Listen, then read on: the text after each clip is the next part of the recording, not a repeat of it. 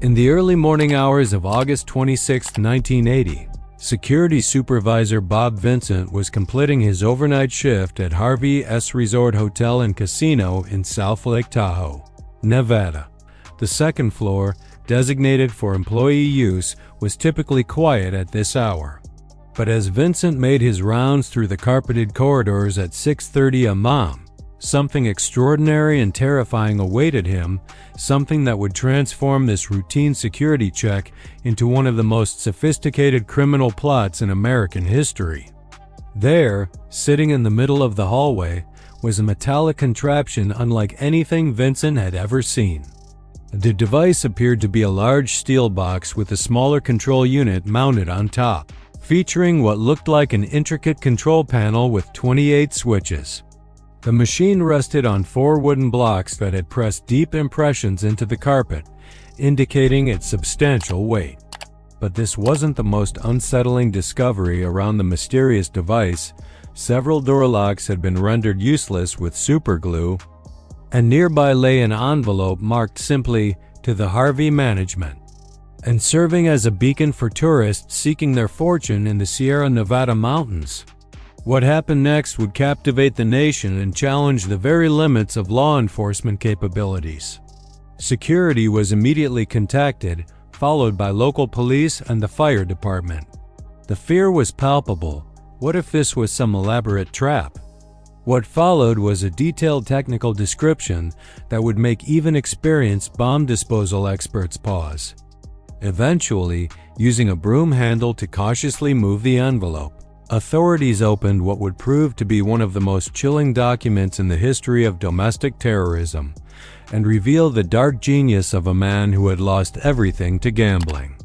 This wasn't just another criminal scheme. It was a masterpiece of criminal engineering that would push bomb disposal experts to their absolute limits. The Harvey's Resort Hotel stood as an 11-story monument to Nevada's gaming industry, housing 197 guest rooms. By the time Vincent discovered the device, approximately 600 guests were sleeping peacefully in their rooms, completely unaware of the potential catastrophe developing just floors below them. Vincent's discovery sent shockwaves through the hotel's management. Whoever had constructed this device understood both the psychology of fear and the technical limitations of bomb disposal procedures. The message was clear. This bomb was designed to be completely tamper-proof.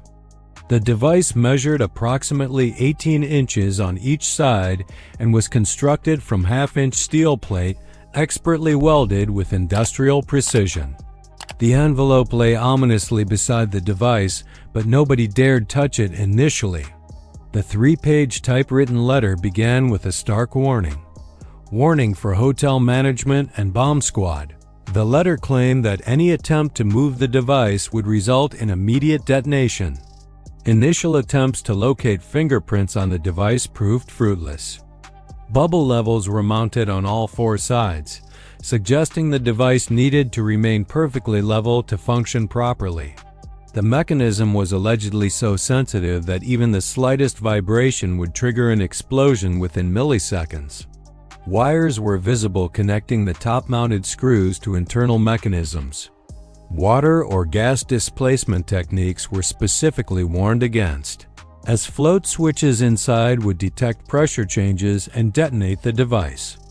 Even the screws visible on the top were connected to trigger mechanisms. Rotating them by as little as 25 degrees would cause detonation. The bottom section contained multiple cylindrical objects of unknown purpose. The letter painted a picture of a device so delicately balanced between safety and destruction that it seemed almost impossible to disarm. This wasn't the work of an amateur. The letter made it clear that this was not merely a threat, it was a demand. The bills had to be used hundreds, with no marking, no chemicals, and no tracking devices. As authorities evacuated the hotel and established a perimeter, the true scope of the threat became apparent. This was about demonstrating intellectual superiority, about proving that even the most sophisticated law enforcement agencies could be held hostage by one man as technical expertise. The 600 guests were relocated to the parking lot while bomb disposal experts began their careful examination. Were they dealing with a legitimate threat from a criminal mastermind, or an elaborate bluff from someone with enough technical knowledge to create a convincing fake? The stakes were enormous. Every surface had been meticulously finished, with body filler applied to any imperfections. The technical sophistication was remarkable. This wasn't a crude, improvised explosive device, it was a precision instrument of terror. Agent Joe Cook piloted a Bureau helicopter loaded with $3 million in counterfeit bills, with an armed agent hidden behind the pilot's seat. If it was fake and they paid, they would set a precedent that could encourage similar attempts across the country. Cook received a phone call directing him to a second letter hidden beneath a phone booth table. The craftsmanship suggested someone with extensive mechanical knowledge, someone who understood both metallurgy and electronics. The attention to detail extended to every aspect of the device's construction, from the professional-grade welding to the careful placement of monitoring equipment. The FBI established a command center in a nearby building as agents, police, and bomb disposal experts worked frantically to understand what they were dealing with. Special X-ray equipment was brought in to peer inside the mysterious box, while technicians used stethoscopes to listen for any sounds from within. What they heard was deeply troubling. There was indeed something moving inside the device, a constant mechanical operation that suggested the bomb was very much alive. The X-ray results, though blurry and difficult to interpret, seemed to confirm many of the letter's claims. A straight tube appeared to be some form of tilt sensor, and what looked like a float valve could be seen inside. Most ominously, everything appeared to be interconnected in a complex web of triggers and sensors. But the technical specifications were only part of the horror. The author wanted $3 million in cash with very specific requirements. The payment method was equally sophisticated, requiring helicopter delivery with precise timing and location coordinates. The psychological warfare was as calculated as the engineering. The letter warned that attempting to trace the money or employ any deception would result in the author withholding the disarming instructions. A 24-hour deadline was established, with automatic timers supposedly set to detonate the device if the demands weren't met. The threat extended beyond the hotel itself. The letter warned that the explosion would be powerful enough to damage buildings across the street, recommending evacuation within a 1,200-foot radius. The engineering complexity suggested this wasn't just about money. The bomb represented the ultimate expression of criminal genius, a device so perfectly conceived that it left authorities with no choice but to comply with the demands.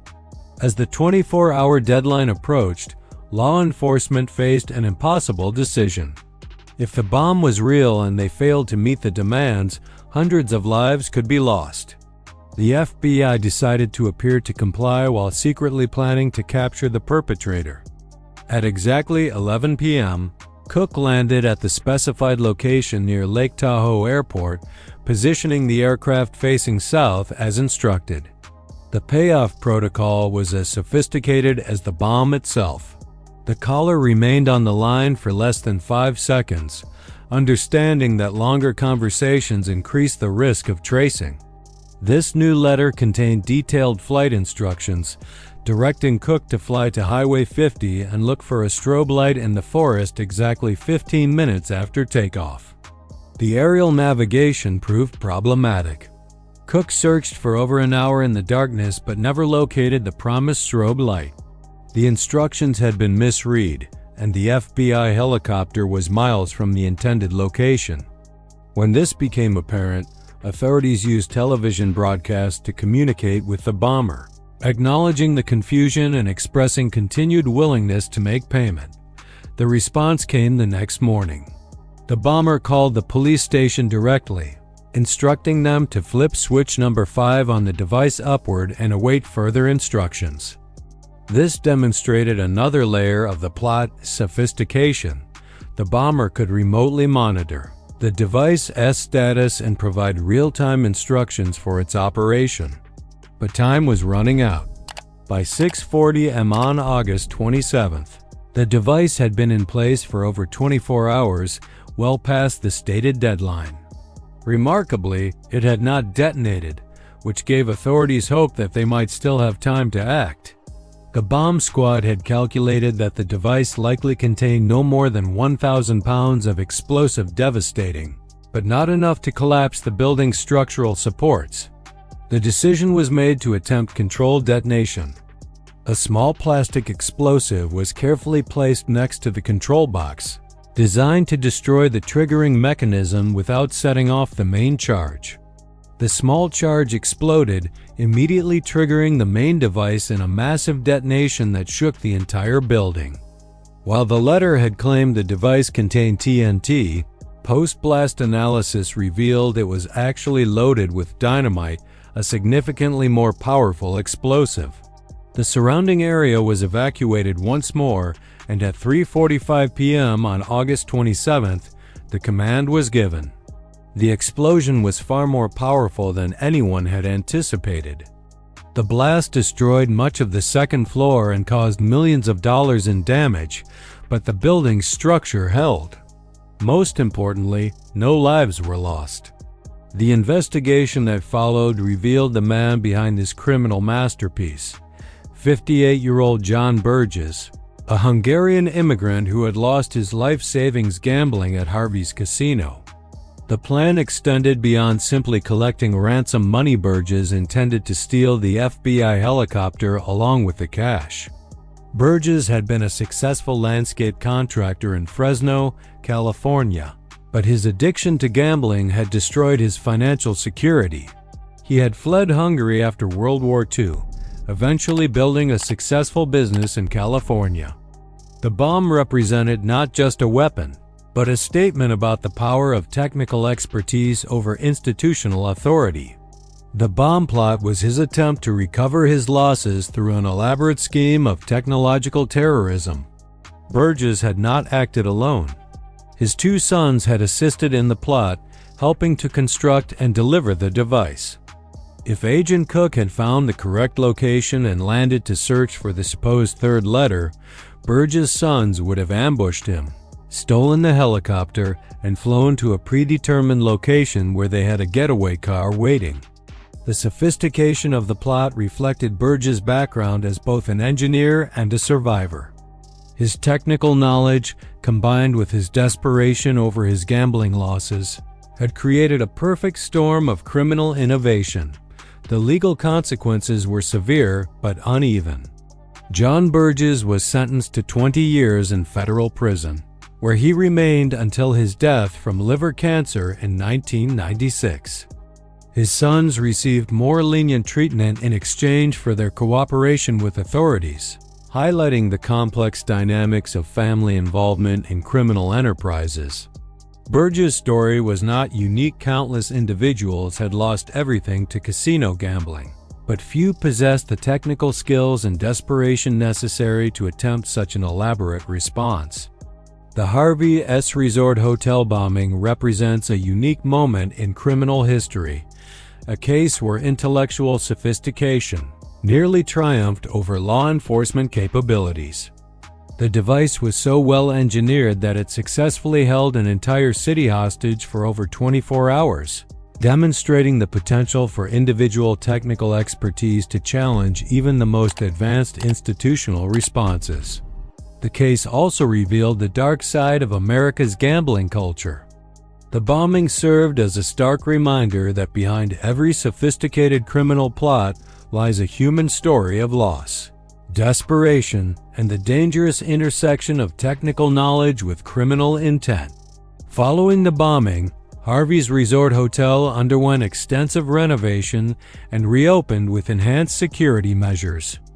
The incident became a case study for bomb disposal experts and law enforcement agencies, influencing protocols for handling similar threats, making it impossible to disarm safely and forcing the very detonation he had threatened all along.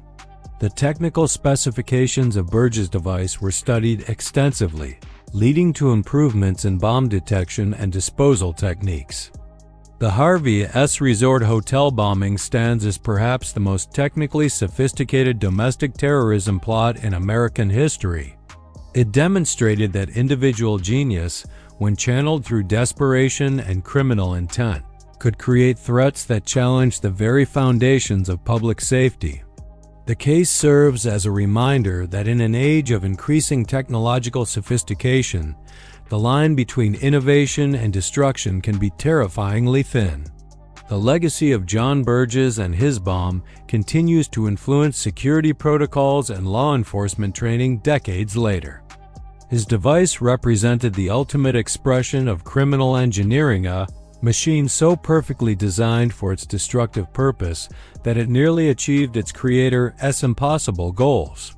In the end, it was not law enforcement expertise that prevented catastrophe, but rather the simple fact that Burgess had built his device too well. Thanks for watching. If you enjoyed this video, please like, share, comment, and subscribe to the channel for more engaging historical content.